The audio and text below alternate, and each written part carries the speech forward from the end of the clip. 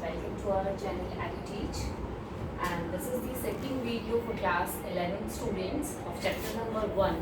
हम first video अपनी complete कर चुके हैं. फर्स्ट वीडियो में हमने समझ लिया था कि what are living things, what are living organisms और क्या क्या क्राइटेरियाज थे हमने वो भी देखे थे कि किन किन बेसिस पे हम बोल सकते हैं कि ये चीज़ लिविंग है या ये चीज़ नॉन लिविंग है. क्या this is a specific character या कैटेगरी की जिसके बेसिस पे हम बोल सकते हैं कि ये लिविंग है या नहीं लिविंग है. वो हमने वीडियो 1 में कवर कर लिया है. अगर आपने नहीं देखा है तो उसको ज़रूर देखिएगा. ठीक है, अब हम पार्ट 2 में डिस्कस करने वाले हैं जो हमारी डाइवर्सिटी है in the living world. Diversity in the living world. What is the meaning of the word diversity here? Diversity का मतलब होता है बेटा वैरायटी. कितने अलग अलग टाइप्स, अलग अलग नंबर्स में, कितने नंबर्स में कितनी अलग अलग टाइप्स के ऑर्गेनिजम्स इस अर्थ पर लिविंग ऑर्गेनिजम्स प्रेजेंट हैं. तो उसको हम क्या बोलते हैं? बायोडाइवर्सिटी. बायो क्यों लिखा है हमने?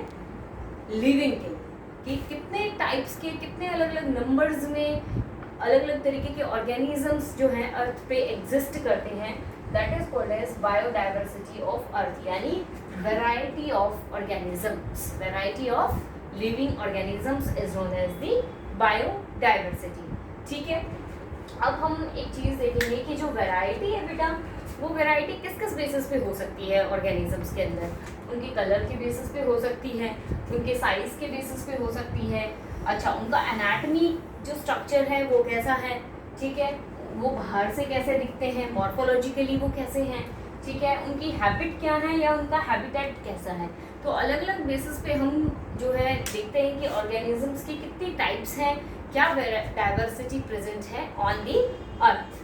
ठीक है, उसके बाद हम देखते हैं बेटा कि हमने जो अभी तक हमारी जो रिसर्च हुई है, जितना भी हमारा सेंसस डाटा आया है, ठीक है, उसके अकॉर्डिंग हमारी जो अर्थ है उस पर 1.7 to 1.8 मिलियन जो है नॉन स्पीशीज प्रेजेंट है. लिविंग नॉन स्पीशीज जिनको हम अच्छे से जानते हैं, जिनके बारे में हमारे पास रिकॉर्ड है. ठीक है, तो अराउंड इतने नंबर में हमारे पास इतने मिलियन नोन स्पीशीज प्रेजेंट हैं. अच्छा, इन 1.7 to 1.8 मिलियन स्पीशीज में से 1.25 मिलियन स्पीशीज तो एनिमल्स की हैं और 0.5 स्पीशीज मिलियंस प्लांट हैं. समझ में आया कि जो जितना टोटल अमाउंट है उसमें से इतना एनिमल्स ने कवर कर रखा है, इतने एनिमल्स हैं और इतने प्लांट्स हैं. ये कभी एग्जाम में ऐसे पूछा नहीं जाता है, बस तुम्हारी जनरल नॉलेज के लिए है ये. ठीक है, अब जो एनिमल्स हैं हमारे 1.25 मिलियन एनिमल्स जो हमारे पास प्रेजेंट हैं, उसमें जो हमारे पास आगे तुम स्टडी करोगे ना जब, तो समझ में आएगा आपको व्हाट इज फाइलम. ठीक है, अभी आप इसको 1 मिनट के लिए छोड़ देना कि मैम व्हाट इज फाइलम, समझ में नहीं आया, फाइलम क्या होता है या समझ में नहीं आया, आर्थ्रोपोडा क्या होता है.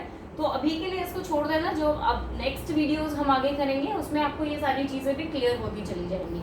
ठीक है, तो बेसिकली मैं तुम्हें बता दूं तो ये क्या है, कैटेगरीज हैं. हमने अलग अलग कैटेगरीज बनाई हैं. हियरार्चिकल ऑर्डर दिया हुआ है कि कैसे हम ऑर्गेनिजम्स को क्लासीफाई करेंगे. इसके बारे में अभी मैं तुम्हें थोड़ा इंट्रो दे दूंगी.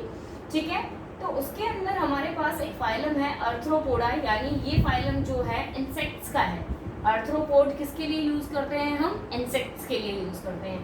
तो जो एनिमल्स के अंदर जो फाइलम आर्थ्रोपोडा है ना, वो पूरे एनिमल किंगडम में से 90% आर्थ्रोपोडा ने ही लिया हुआ है. समझ में आई तुम्हें मेरी बात? सबसे ऊपर होता है हमारे पास किंगडम और फिर होता है फाइलम. तो जो हमारा किंगडम एनिमेलिया है, जिसके अंदर सारे एनिमल्स आते हैं, ठीक है, उस एनिमल्स में 90% जो फाइलम आर्थ्रोपोडा है ना उसने भर रखा है. यानी सबसे ज़्यादा अमाउंट किसकी है हमारे पास? इंसेक्ट्स की है. अभी के लिए सिर्फ इतना क्लियर हो जाना बहुत ज़रूरी है. ठीक है, उसके बाद जो ये क्लास इंसेक्टा है, आर्थ्रोपोडा के अंदर 90% एनिमल्स आ गए. अब फाइलम के नीचे क्या आ जाएगा? क्लास आ जाएगा. ये नेक्स्ट वीडियो में तो मैं बहुत अच्छे से समझाऊंगी, तो अभी कंफ्यूज नहीं होना है. जस्ट ये समझना है कि कितना किसने कंस्टिट्यूट कर लिया है, और ये भी कोई रटने वाली ज़रूरत है नहीं. ठीक है, इसको कोई रटने की आपको ज़रूरत नहीं है. तो उसके अंदर हमारे 75% एनिमल्स यानी इंसेक्ट्स आते हैं. समझ में आया? ओके, अभी हम देखते हैं कि हमारे पास देखो बेटा, अब इतने सारे बड़े नंबर में लिविंग स्पीशीज प्रेजेंट है, different types of animals present है, इतनी बड़ी वैरायटी है हमारे पास, इतनी ज़्यादा डाइवर्सिटी है लिविंग ऑर्गेनिजम्स की, तो उनको आइडेंटिफाई करना कि ये क्या है, इनके क्या फीचर्स हैं, ये कैसे रहते हैं, ये क्या खाते हैं, इनका किस टाइप का हैबिट है, हैबिटेट है, तो ये सब चीज़ें एक एक अलग अलग एनिमल को हम लेके स्टडी नहीं कर सकते। तो हमें क्या करना पड़ेगा, इनको कैटेगराइज करना पड़ेगा, ताकि एक को अगर हम लेके चले तो वो सबके लिए हो कॉमन। ठीक है, तो हमें क्या बनाने पड़ेंगे, कैटेगरीज बनानी पड़ेंगी, ग्रुप बनाने पड़ेंगे। तो जो एक कैटेगरी होती है उसको साइंटिफिक टर्म में हम एक नाम देते हैं, जस्ट अ मिनट, उसको साइंटिफिकली हम एक नाम देते हैं, उसको हम क्या नाम देते हैं, हम उसे बोलते हैं टैक्सा। हम उसे क्या बोलते हैं, टैक्सा, हम उसे बोलते हैं टैक्सा। उस कैटेगरी को हम क्या बोलते हैं, टैक्सा बोलते हैं।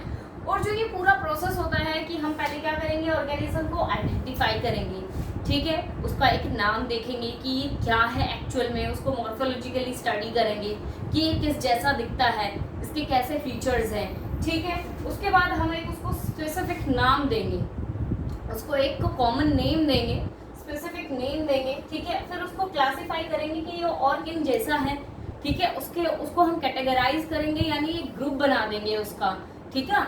उसके जो भी एंसेस्टर्स हैं, ठीक है, या जो और भी जो लिविंग ऑर्गेनिजम्स हैं वो किससे डिसिमिलर है, किससे सिमिलर है, या किससे उसकी रिलेशनशिप है, उसके बेसिस पे हम उसको क्लासीफाई करेंगे। तो ये जो पूरा प्रोसेस है, पहले ऑर्गेनिज्म को आइडेंटिफाई करना, फिर उसको एक नोमेनक्लेचर में डालना, उसको एक नाम देना, फिर उसको क्लासीफाई करना सिमिलैरिटीज डिससिमिलैरिटीज के बेसिस पे। तो इस सारे प्रोसेस को हम क्या बोलते हैं, टैक्सोनॉमी बोलते हैं। इस सारे प्रोसेस को हम क्या बोलते हैं, टैक्सोनॉमी बोलते हैं। बेटा समझ में आया इतना आपको, ठीक है। आइडेंटिफाई करना, नोमेनक्लेचर यानी नाम देना, क्लासिफिकेशन यानी उसको कैटेगराइज करना, ग्रुप बना देना, सिमिलैरिटीज डिससिमिलैरिटीज, रिलेशनशिप जो अदर ऑर्गेनिजम्स के साथ है उनके बेसिस पे। तो इस सारे प्रोसेस को हम क्या बोलते हैं, टैक्सोनॉमी बोलते हैं।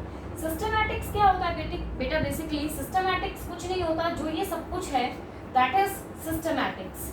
सिस्टमैटिक्स क्या होता है कि स्टडी करना प्रिंसिपल्स को, ठीक है, प्रोसेसेस को, रूल्स को ऑफ टैक्सोनॉमी, क्लासिफिकेशन, नोमेनक्लेचर, कि कैसे हम ये सब कर रहे हैं। तो दिस इज कॉल्ड सिस्टमैटिक्स। समझ में आया? तो ये आपस में सभी इंटरलिंक्ड है।